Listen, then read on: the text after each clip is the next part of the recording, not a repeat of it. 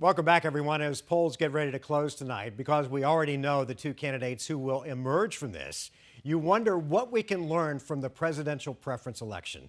I'm joined by Barrett Martson of Martson Media. Good to see you. Good to see you, Barrett. And Dawn Penich-Thacker of Agave Strategy. Thank you both for being here. Thank you.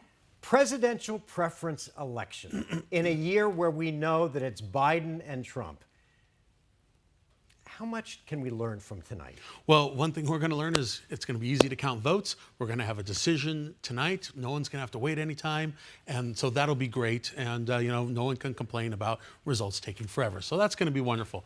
But there's no drama. Did we learn anything from the margins of victory? Absolutely. So we'll be able to see how many people cared enough that they still wanted to cast that vote, make that statement. That will be a little bit instructive. We'll also be able to look at the percentages of by how much did both of these gentlemen win compared to their previous race together. So there's definitely something to learn, let alone in our election system, but also their strategies, their plans going forward, and how they are received by Arizona voters when they make what will be multiple more trips out here. And it'll be interesting to see if Nikki Haley captures in that 20 to 30% range that she has been doing. The Nikki Haley vote would be a vote against Trump, right? Absolutely, absolutely. And so, that'll be interesting to see, again, the level of frustration with some Republicans and to see if it is rising to that level where, A, they come to an election that doesn't mean anything, that had already been decided probably when they cast their ballot, and do they essentially make a protest vote? And Dawn, what if you're an independent voter? I have independent voters in my household. Sure. So you get the ballot. No. Independent vote. You have to be a Republican. You pick one. No, I understand. Okay. But it would be very easy to feel disenfranchised on presidential preference election day in Arizona if you are not a registered Republican or Democrat. You got to join the club, man. You got to join. Tell them to join the club. What if I don't want to join the club? Why should I have to go with a party that I don't believe in, or that I'm not a member of, just in order to take part in what should be an American right? And that is something that some of these returns tonight and over the next day or two will also teach us. How many independents, which is our state's largest voting bloc, how many felt motivated to go through that process of changing their registration, casting a ballot. I think we'll see that those numbers are quite low.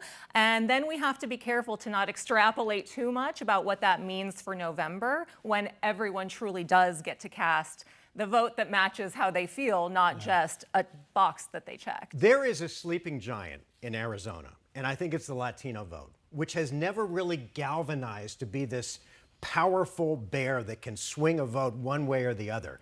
How important is the Latino vote, and it's why Joe Biden's here. What does he have to do to grab that? Well, it is why Joe Biden is here.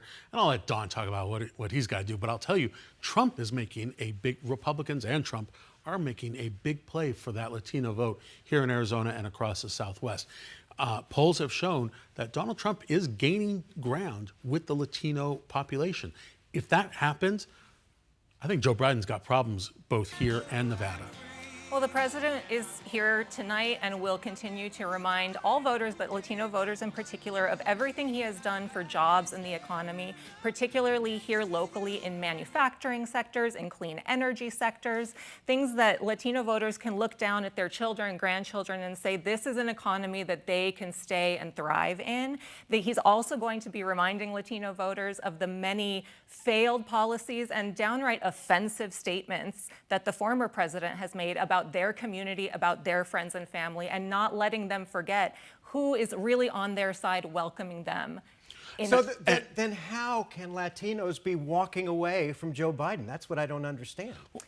I'll tell you, none of that matters what she said when they're paying $4 for a dozen eggs, paying upwards of $4, maybe $5. Unemployment is way down. Unemployment is down, but inflation's on the way down. Inflation's on the way down, but we haven't had, I know this is a dirty word, but we didn't have deflation.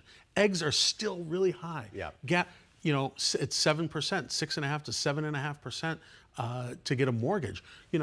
People don't remember 1968 when you paid 14% on a mortgage, right? But they remember 3 years ago when they paid 3%, and that's why many groups are giving Donald Trump a look, because It's been hard the People last few vote years. with their wallets. We know Absolutely. that. Guys, we didn't even get to immigration and women's That's reproductive right. rights. We'll do that next time. Thank More you big both for issues. coming in. Thank you. All right, Karibe. All right. Thanks, guys. Still ahead on